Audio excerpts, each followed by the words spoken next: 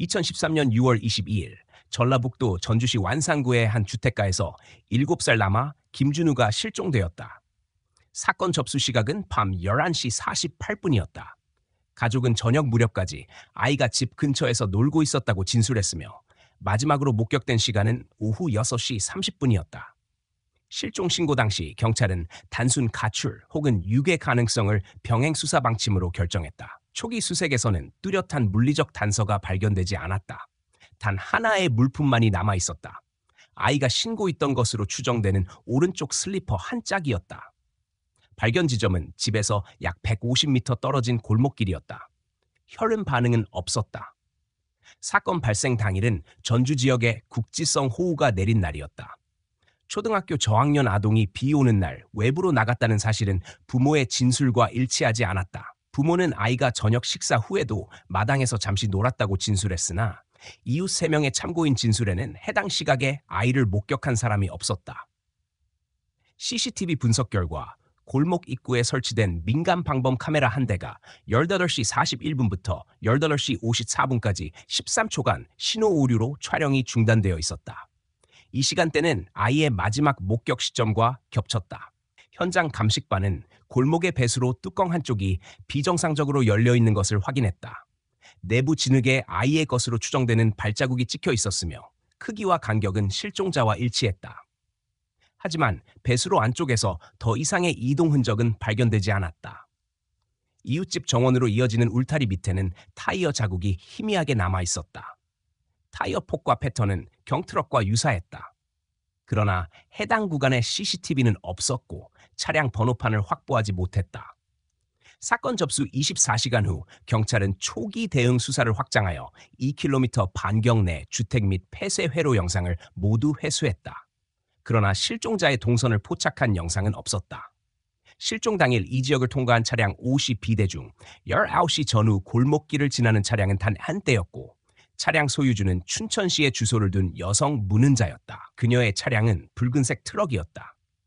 당시 운전자는 본인이었으며 수사관의 초동 조사에서 이 시간대 전주를 지나간 사실을 인정했으나 아이를 보지 못했다고 진술했다. 차량 내부 감식 결과 특이점은 발견되지 않았다. 실종 사건이 발생한 지 사흘째 되는 날, 전주시 경찰서 수사본부가 설치되었다.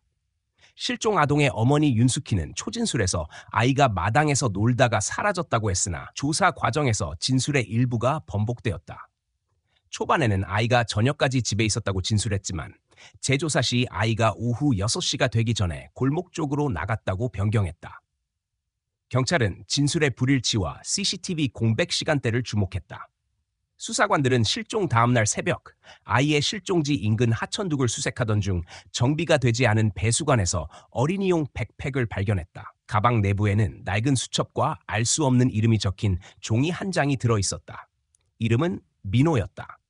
가방은 빗물과 진흙으로 심하게 손상되어 있었고 필적 감정 결과 수첩에 쓰인 필체는 아동의 필체로 추정되었다. 가족은 이 이름을 본 적이 없다고 진술했다. 백팩이 발견된 위치는 아이가 마지막으로 목격된 골목에서 약 500m 떨어진 지점이었다.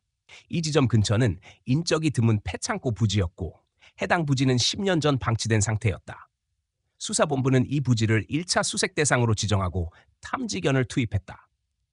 탐지견은 폐창고 옆 배수덮개 근처에서 반복적으로 반응을 보였다. 2013년 6월 25일 오전 9시 22분 배수관을 열어본 수색대원은 내부에서 소량의 천조각과 오래된 줄을 발견했다. 천조각에는 미량의 혈흔이 있었고 유전자 감정 결과 실종 아동과 일치했다. 이 시점에서 사건은 실종에서 납치 및 살인 의심 사건으로 전환되었다. 경찰청은 정식으로 수사 등급을 상향하고 광역수사대에 사건을 이첩했다. 수사 기록에는 이날이 사건의 첫 번째 전환점으로 기록되어 있다. 피해자의 신체는 발견되지 않았으나 혈흔 반응의 양과 상태는 단순 실종의 범주를 벗어났다. 초기 용의선상에 오른 인물은 차량 소유자 무는자였다. 그러나 알리바이 조사 결과 범행 추정 시간대에 그녀가 다른 지역의 주유소에 있었다는 사실이 확인되었다. 영상 기록과 결제 내역이 일치했다.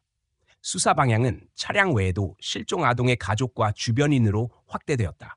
이웃 한 명은 경찰 조사에서 실종 당일 오후 골목길 끝에서 아이와 함께 걷는 중년 여성을 멀리서 보았다고 진술했다. 그러나 얼굴이나 특징은 식별하지 못했다. 사건 발생 7일 후 실종 아동 수색은 전국 실종 아동 공조 체계로 확대되었다. 언론 보도가 집중되면서 시민 제보가 급증했지만 대부분은 신빙성이 없었다. 단 한 건만이 경찰의 주목을 받았다. 전주에서 북쪽으로 40km 떨어진 춘천 외곽의 한 주유소에서 실종 당일 저녁 시간대에 붉은색 트럭과 함께 아이와 유사한 외형의 아동이 목격되었다는 제보였다. 해당 주유소의 CCTV는 저화질이었고 차량 번호판은 식별 불가였다. 그날의 수사일지 마지막 줄에는 짧은 문장이 남아있었다. 피해 아동의 생존 가능성은 낮으나 사건의 전개는 단순하지 않다. 11년 뒤 이 문장은 다시 수사 기록의 표지에 올려졌다. 2024년 9월 14일 밤 11시 56분 전주시 완산구 앨리슨 주택의 초인종이 3차례 울렸다. 비가 3시간 이상 내리고 있었다. 출입문 앞에서 젊은 남성이 발견되었다. 신분을 확인할 수 있는 소지품은 없었고 허름한 회색 후드티와 낡은 가방만 있었다. 그는 경찰 출동 전에 실종 아동 김준우의 모친 윤숙희에 의해 확인되었다. DNA 대조 결과는 다음날 오전 8시 12분에 통보되었다. 실종된 지 11년 만에 김준우의 신원이 확인되었다. 기록에 따르면 귀가 당시 피해자는 심각한 저체온 상태였으며 정신적 혼란 증세를 보였다.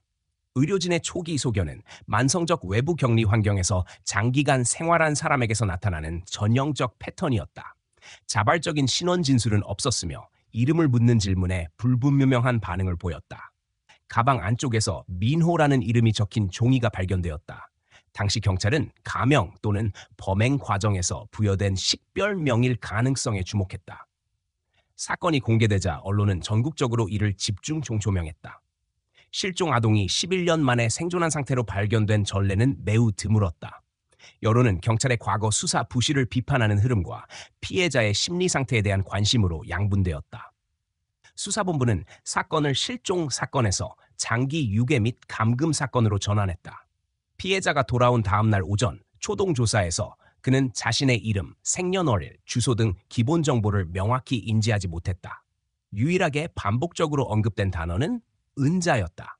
수사 기록에 따르면 해당 이름은 2013년 실종 당시 용의선상에 잠시 올랐던 차량 소유주 문은자와 동일했다. 그러나 그녀는 과거 조사에서 혐의 없음 판정을 받았다. 11년 만에 같은 이름이 피해자의 기억에서 나온 것은 수사 방향을 다시 특정 인물로 좁히는 계기가 되었다. 당시 피해자는 부모와의 대면 과정에서도 혼란스러운 반응을 보였다. 가족의 얼굴을 즉시 인지하지 못했고 감정 반응 역시 불안정했다. 심리평가 보고서에 따르면 피해자는 외부 사회와의 접촉이 극도로 제한된 환경에서 성장했을 가능성이 높았다. 언어 발화 패턴 역시 또래 평균과 현저히 달랐으며 특정 단어에만 조건 반응적으로 반응했다. 사건이 재개되자 경찰은 과거 수사 기록을 전면 재검토했다.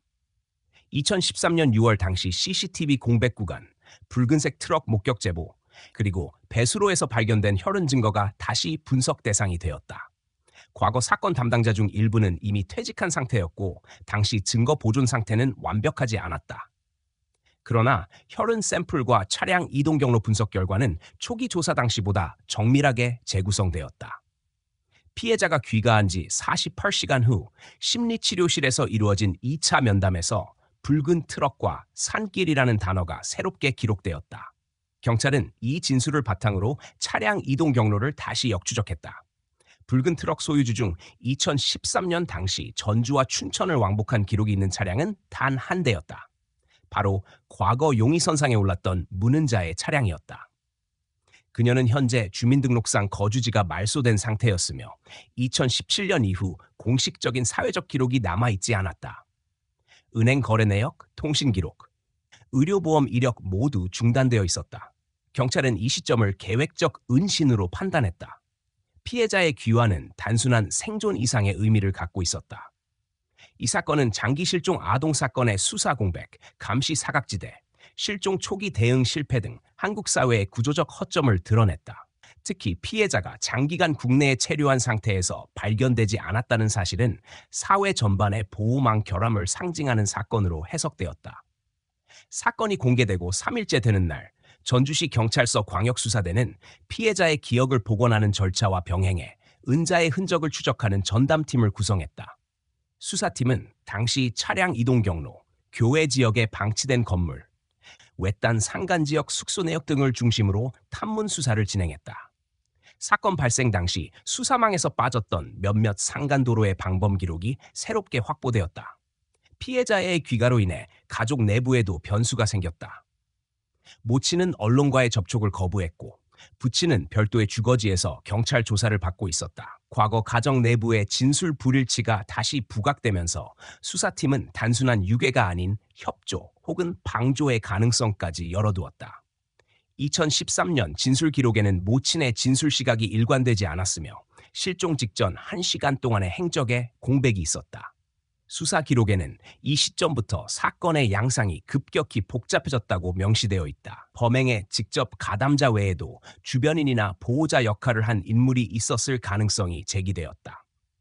피해자가 말할 수 없는 상태에 있다는 점은 수사를 더 어렵게 만들었다. 사건은 전국 실종 아동 재수사 체계와 연결되었다. 과거 10년간의 미해결 아동 실종 사건 중 4건이 이 사건의 패턴과 부분적으로 일치했다. 모두 붉은 트럭, 외곽도로, 감금된 환경이라는 공통 요소가 있었다. 피해자의 귀환은 단일 사건의 해결이 아니라 장기 누적된 수사의 빙산을 드러내는 계로 기록되었다.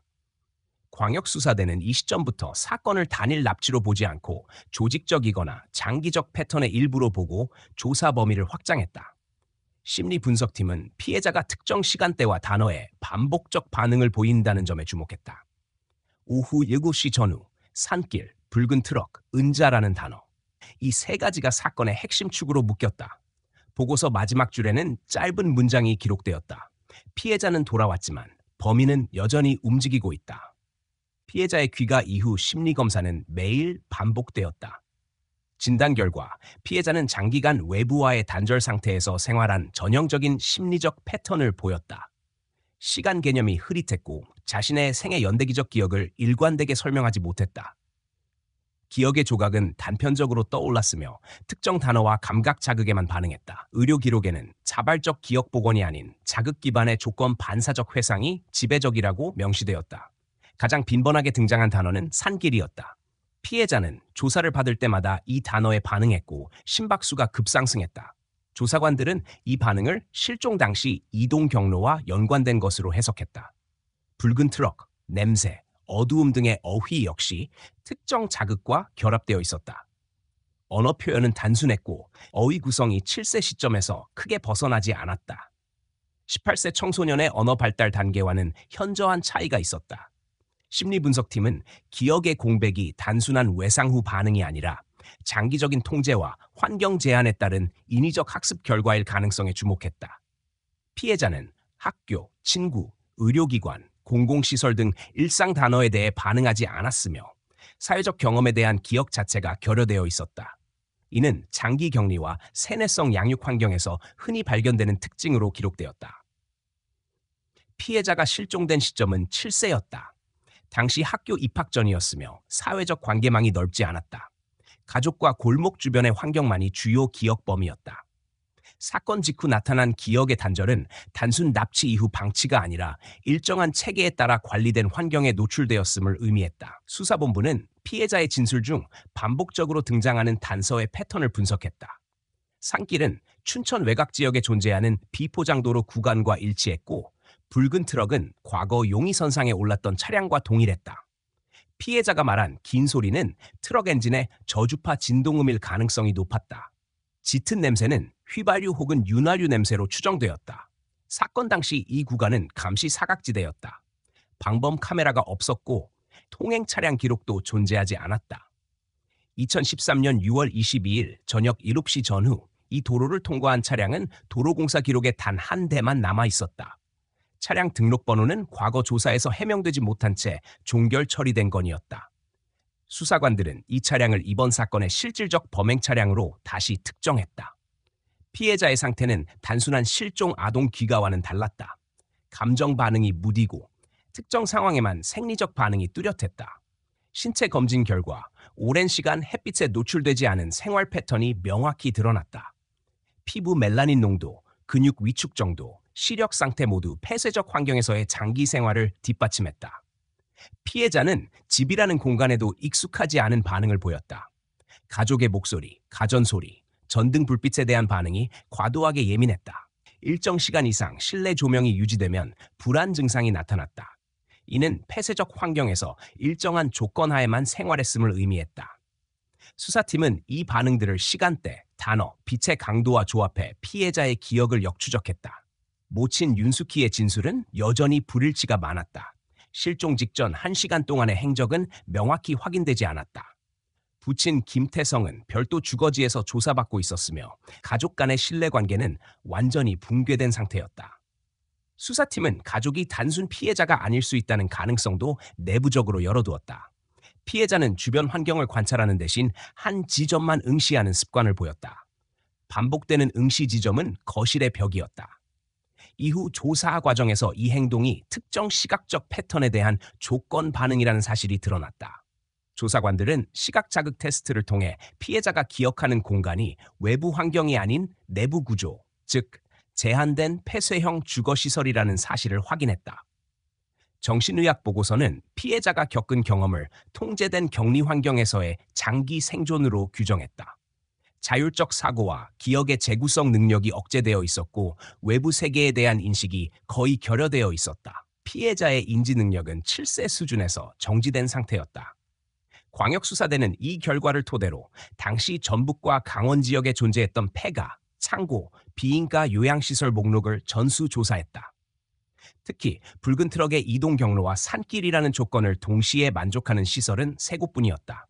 그중 한 곳은 2014년 부동산 명의 이전 기록이 있었고 매도인은 무는자의 친척으로 확인되었다. 이 시점부터 사건은 단순 유괴 및 감금 사건을 넘어 장기적, 조직적 구조의 가능성으로 확장되었다. 피해자의 기억 속 단어는 단서이자 경로였다. 산길은 이동 동선, 트럭은 수단, 은자는 핵심 인물, 그리고 벽 응시는 공간적 패턴이었다. 보고서 말미에는 다음과 같은 문장이 남겨졌다. 기억은 완전하지 않다. 그러나 파편은 경로를 지시한다. 피해자의 심리는 이미 사건의 일부다. 실종 사건 재수사가 본격화된 지 12일째, 수사팀은 피해자의 과거 주택에서 발견된 필적 자료를 정밀 분석에 붙였다. 손상된 메모지에는 어린 필체로 엄마 울지마, 내가 기억나면 돌아올게라는 문장이 적혀 있었다. 당시 발견된 가방 속 메모의 잉크 성분과 동일했다. 수사관들은 이 문장이 자발적 작성이 아닌 타인의 지시에 따라 쓰였을 가능성에 주목했다. 필체 분석 결과 문장의 구조와 문법 수준은 7세 아동이 일반적으로 사용하는 언어 패턴을 벗어나 있었다. 누군가가 문장을 제시하고 피해자가 따라 쓴 형태였다. 문장 속 어휘 중 기억나면이라는 단어가 결정적 단서로 분류되었다. 당시 피해자는 시간 개념을 명확히 이해할 수 없는 발달 단계였다. 따라서 이 단어는 아동의 어휘가 아닌 외부 성인의 언어일 가능성이 높았다. 수사팀은 2013년 당시 가족의 필적, 주변 지인의 필적, 용의자 무는자의 필적을 모두 대조했다. 일치하지는 않았지만 압력의 방향과 글씨체의 습관에서 피해자가 혼자 작성한 것이 아니라는 결론이 내려졌다. 이 메모는 발견 시점부터 시간적 모순을 내포하고 있었다. 과거 초동 수사 당시 이 메모는 존재하지 않았다. 경찰은 2013년 이후 주택 내부 구조 변경 기록과 침입 흔적을 조사했다. 그 결과 주택 현관문 자물쇠가 실종 후 3년이 지난 2016년에 한 차례 교체된 기록이 확인됐다. 가족 구성원 외에 제3자가 이 집에 접근했을 가능성이 제기되었다. 수사팀은 메모가 의도적으로 남겨진 신호일 수 있다고 판단했다. 2016년 당시 전주 지역에선 미확인 여성이 밤에 주택가를 배회했다는 신고가 몇 차례 접수된 기록이 있었다. 해당 인물은 인상착의가 명확하지 않아 종결 처리되었으나 시기와 장소가 사건 주택 주변과 일치했다. 사건이 장기화되면서 묻혀있던 자료들이 재정렬되었다. 심리분석팀은 피해자의 기억 중 종이에 글을 썼다는 단편적인 진술과 발견된 메모 사이의 시간적 공백에 주목했다. 피해자는 메모의 존재 자체를 명확히 기억하지 못했으나 누군가가 시켰다는 자극에 생리적 반응을 보였다. 이 반응은 기억 조작 또는 반복 학습의 흔적일 가능성이 높았다. 묻는 자의 과거 거주지 추적 결과 2015년 이후 그녀의 행적은 강원도 춘천 외곽 지역으로 집중되었다. 해당 지역은 인적이 드문 산간지대였으며 사건 당시 산길이라는 피해자의 단서와 정확히 겹쳤다. 2016년 전후 그 지역 인근에서 붉은색 트럭이 여러 차례 목격된 신고 기록이 남아 있었다. 차량 번호판 일부는 흐릿했으나 앞자리 세 글자가 용의자의 과거 차량과 동일했다. 수사팀은 차량 이동 경로를 역추적하여 당시 거주지 인근에 있는 폐가와 임시 주거지를 중심으로 탐문 수사를 시작했다. 확보된 공공요금 납부 기록과 통신 로그는 2016년까지 존재했으나 그 이후 흔적은 완전히 끊겼다. 이는 계획적 잠적의 전형적인 패턴으로 분류되었다. 동시에 수사팀은 피해자의 모친 윤숙희의 과거 진술을 다시 검토했다. 실종 당시 그녀는 아이가 저녁 식사 후 집 근처에서 놀다가 사라졌다고 진술했으나 세부 시간과 행적은 번복이 많았다. 특히 실종 직전 1시간 동안 그녀의 위치는 명확히 확인되지 않았다. 수사 기록에는 가정 내 협조 가능성이라는 내부 보고 문구가 처음 등장했다. 사건 재조사 과정에서 발견된 두 번째 단서는 2013년 당시 골목길 CCTV 오류 구간이다. 당시 방범 카메라의 작동 중단 시간이 13초였으며 이는 한 명의 성인이 아이를 차량으로 이동시키기에 충분한 시간이었다. 기술팀이 해당 카메라의 데이터 손상 패턴을 분석한 결과 자연 오류가 아닌 수동적 개입 흔적이 확인되었다. 2013년 이 부분은 놓쳐진 상태였다. 용의선상에 다시 오른 묻는 자는 해당 시간대에 차량을 전주시를 통과한 것이 교통 기록으로 확인되었다. 당시 알리바이로 제시된 주유소 결제 내역은 실제 이동 시간대와 22분의 오차가 있었다. 수사팀은 이 오차 구간이 범행의 실질적 이동 시간일 가능성에 무게를 두었다. 이 사건의 본질은 단순 유괴가 아니라 치밀하게 계획된 접근과 감시의 결과였다. 메모, 카메라 오류, 이동 경로, 차량 흔적이 시간 순서로 정렬되면서 사건의 전개가 처음으로 선명하게 드러나기 시작했다. 실종은 우발적이 아니라 계산된 범행이었다. 수사 기록에는 피해자가 실종된 지 11년 만에 돌아온 이유 역시 이 시점부터 중요한 변수로 부각되었다. 메모가 남겨진 시기, CCTV 오류 시간, 차량 경로, 실종 당시의 환경은 단일 축으로 연결되고 있었다. 범인은 과거에 집 근처까지 접근한 적이 있으며 최소 2번 이상 현장을 재방문한 것으로 추정되었다. 사건 일지 마지막 줄에는 짧은 문장이 남았다. 사라진 시간은 멈춘 것이 아니라 계산되고 있었다. 재수사 착수 19일째 되는 날, 수사팀은 피해자의 단편적인 진술과 차량 이동 경로 분석을 바탕으로 춘천 외곽의 산간 지역을 집중 수색 구역으로 지정했다.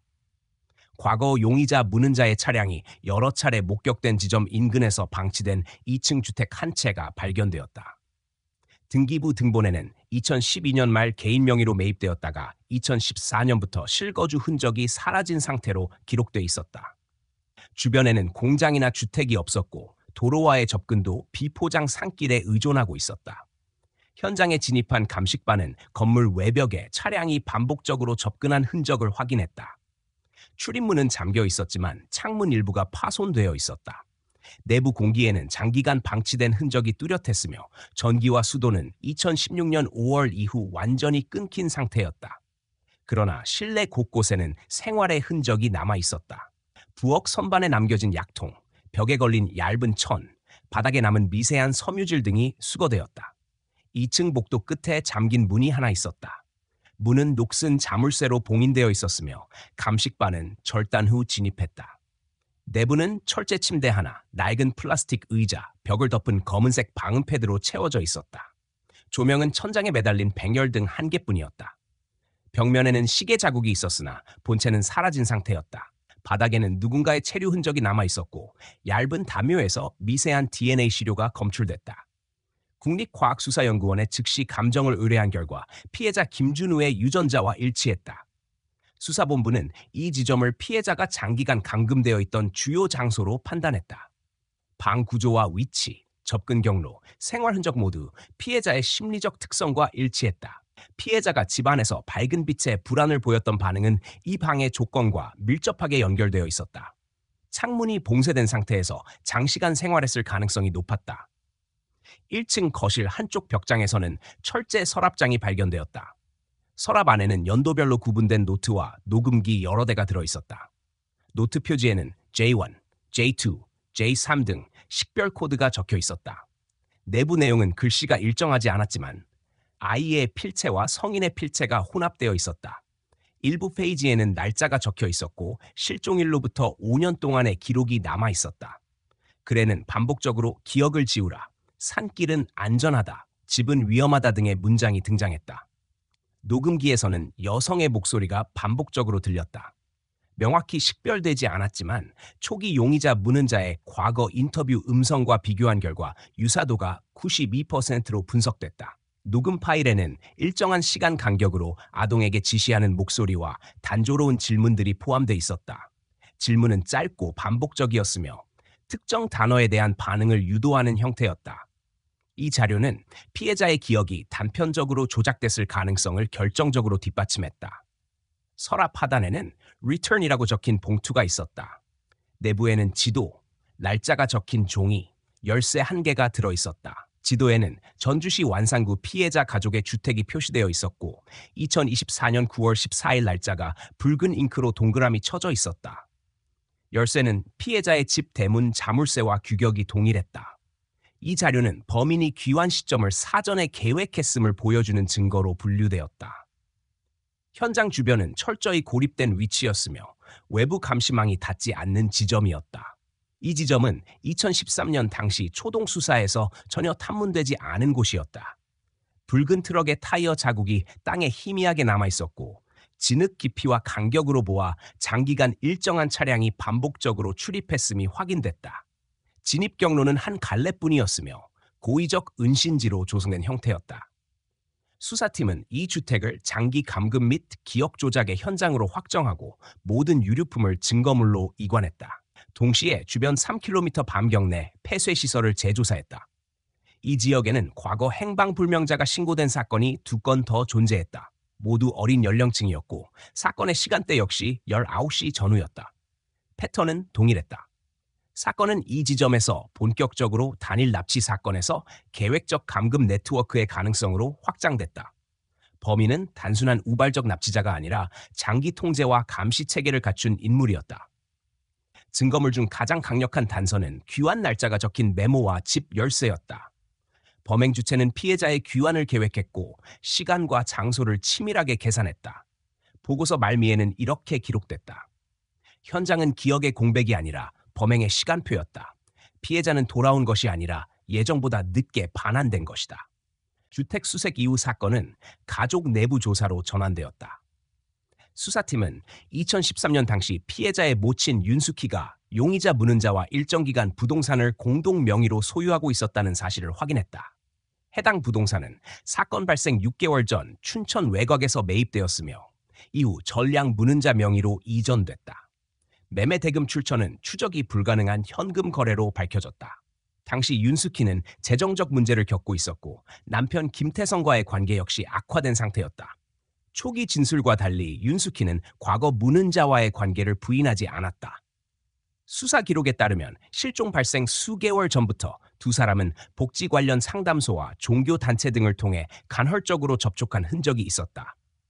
윤숙희는 당시 극심한 육아 스트레스와 정신적 불안을 호소한 기록이 남아 있었다. 심리 분석 결과 아동 양육에 대한 회피적 정서와 외부 의존 경향이 뚜렷했다. 수사팀은 이 시기를 피해자 실종 전 범죄 구조의 준비 단계로 규정했다. 범행은 우발적 납치가 아니라 보호자와 제3자의 관계를 활용해 이루어진 위장 위탁 형태로 시작되었다. 당시 윤숙희는 일시적으로 아동을 맡기는 조건으로 문은자에게 협조했으나 범인은 약속된 시점에 아동을 반환하지 않았다. 그 직후 윤숙희는 실종 신고를 접수했다. 진술 번복의 이유는 명확했다. 사건 초기 윤숙희는 자신의 개입이 노출되는 것을 피하기 위해 돌연 실종 서사를 고수했다. 하지만 차량 이동 경로와 부동산 거래 기록, 전화 통화 내역이 수집되면서 진술의 신빙성은 무너졌다.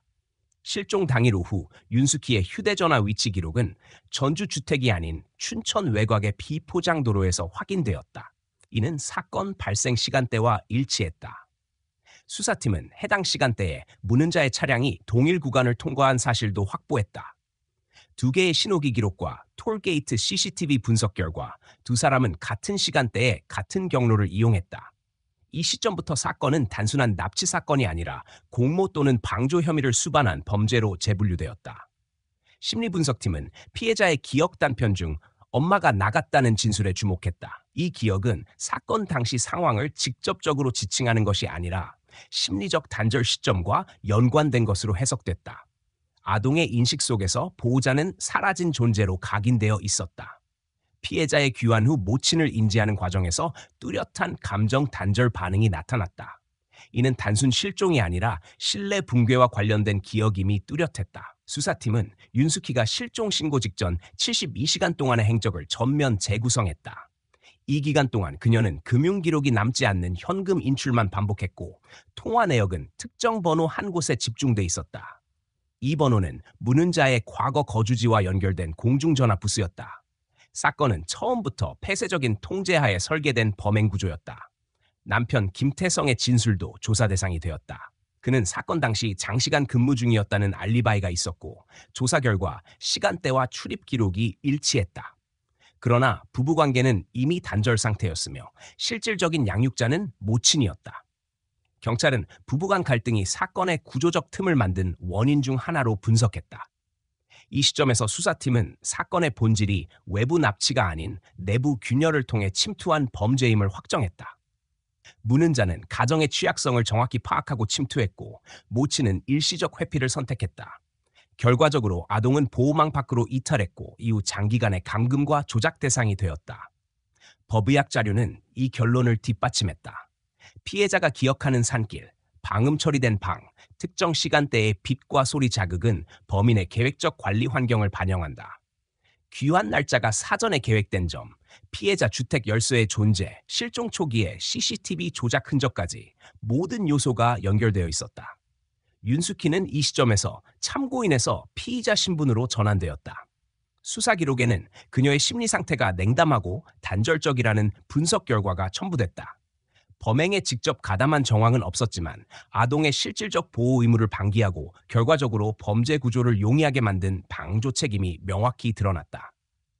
사건은 단순한 납치 사건이 아니라 가족 내부의 붕괴와 외부 범죄의 결합으로 완성된 장기 감금 범죄로 규정되었다. 심리분석팀의 보고서에는 이렇게 기록되었다. 범죄는 침입하지 않았다. 이미 틈은 안에 있었다. 피해자의 귀환 이후 사건은 심리적 균열의 실체가 드러나는 국면으로 진입했다. 수사팀은 피해자의 행동 패턴을 분석하여 기억의 특정 지점을 자극하는 절차를 반복했다.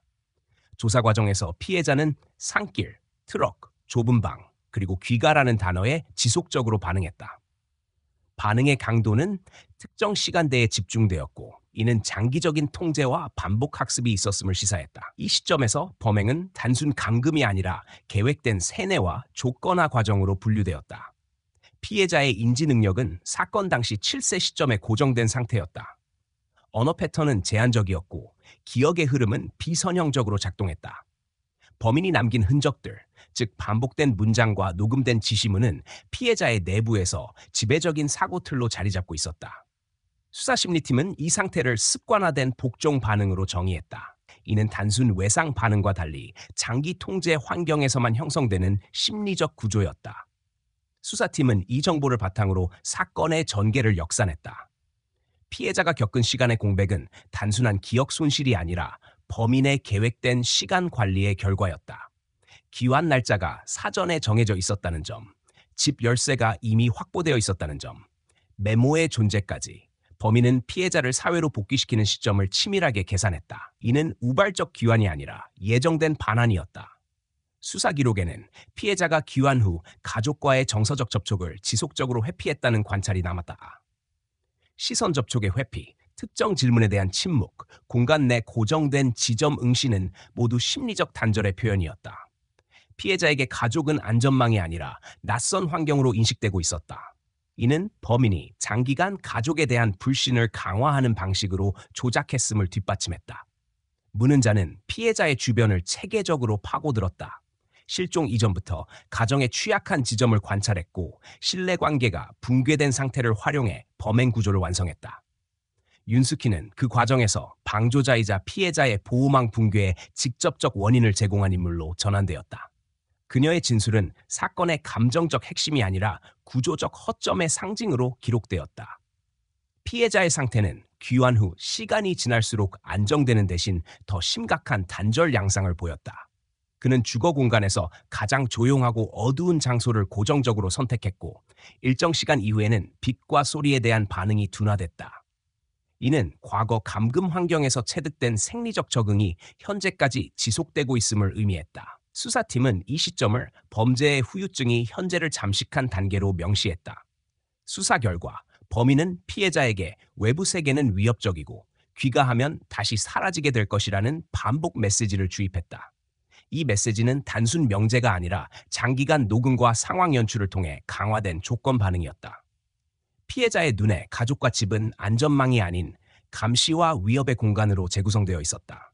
한편 윤수키의 심리평가 결과는 방어와 부정의 패턴이 뚜렷했다.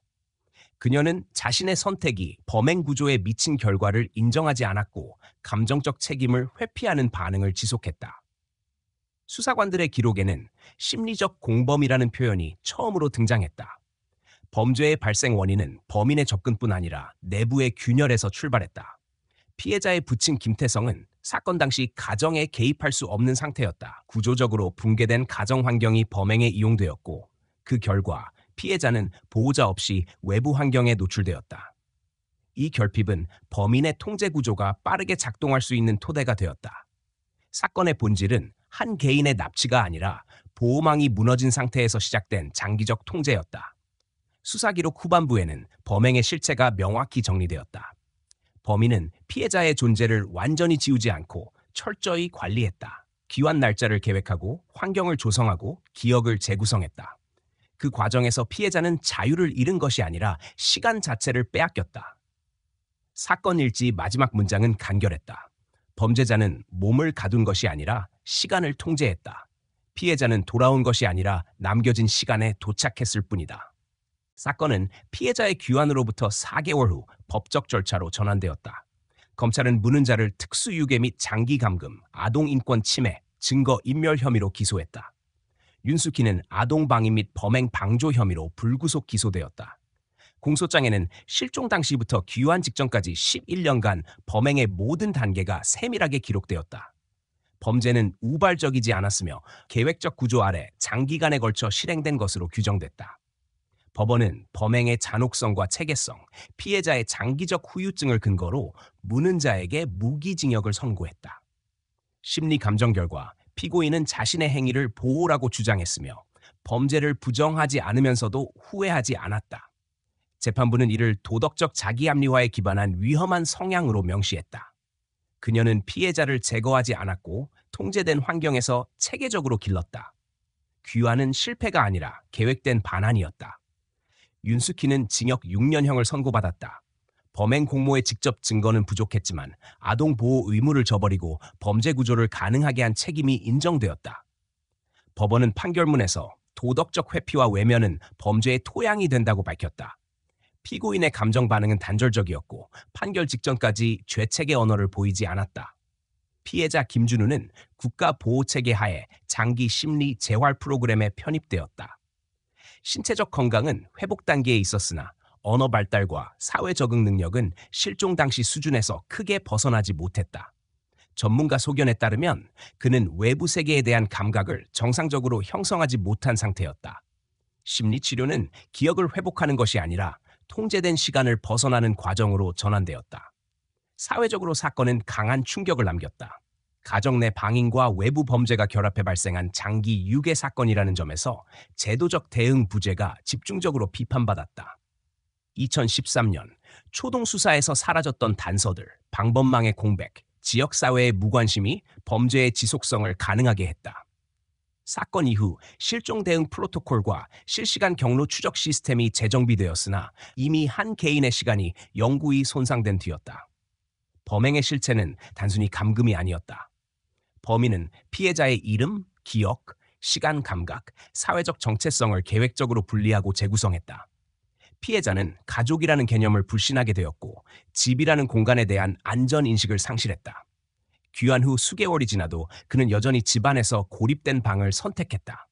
그의 시선은 언제나 한 점에 고정되어 있었고 사회와의 접촉은 제한적이었다. 재판 과정에서 공개된 증거 자료들은 사회 전반에 심리적 충격을 남겼다. 녹음된 여성의 목소리는 차분하고 일관되었으며 잔혹한 폭력 대신 조용한 통제와 반복된 지시로 아이의 세계를 재구성해왔다. 이 사건은 폭력 없는 폭력으로 분류되었고 심리적 감금의 위험성이 공론화되는 계기가 되었다. 윤수키는 수감 중에도 자신의 책임을 인정하지 않았다.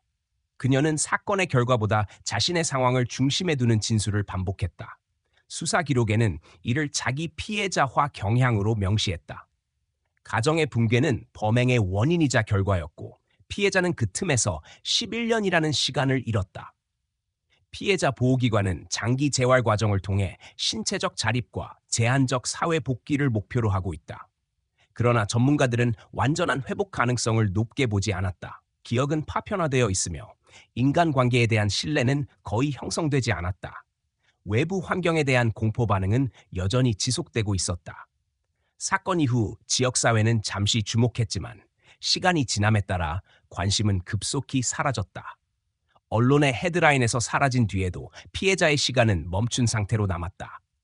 사회는 제도적 허점을 논의했지만 한 개인이 잃어버린 11년은 복구되지 않았다. 수사팀 내부 보고서 마지막 장에는 간결한 문장이 기록되었다.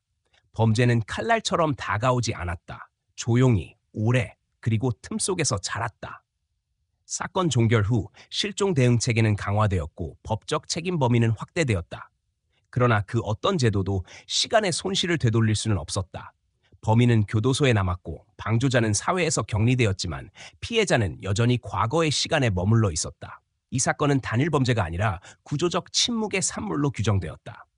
가정의 붕괴, 사회의 방관, 제도의 느슨함이 한 아이의 생애를 통째로 파괴했다. 마지막 수사 요약 보고서에는 이렇게 적혀 있었다.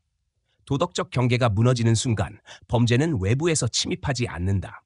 그 자리는 이미 안에 만들어져 있다.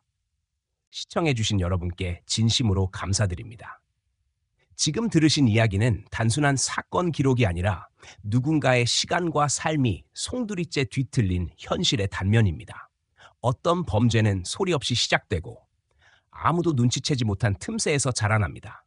그리고 그것이 드러났을 때는 이미 너무 많은 것이 사라져 있습니다. 이 사건을 통해 우리는 한 가지 질문을 마주하게 됩니다. 범죄는 언제 시작되는가? 그리고 그 경계를 처음 허물어뜨린 것은 누구인가? 가해자만으로 설명할 수 없는 구조의 균열이 존재할 때 피해는 조용히 하지만 치명적으로 커집니다. 이런 사건이 남기는 상처는 법정에서 끝나지 않습니다. 피해자의 삶, 가족의 균열, 사회의 책임까지 오래도록 남게 됩니다. 여러분은 이 사건을 어떻게 느끼셨나요? 이 상황에서 무엇이 달라질 수 있었다고 생각하시나요? 여러분의 생각과 느낌을 댓글로 나눠주세요. 이러한 이야기를 함께 기억하고 이야기하는 것이 같은 비극을 반복하지 않기 위한 첫걸음일지도 모릅니다. 시청해주셔서 감사합니다.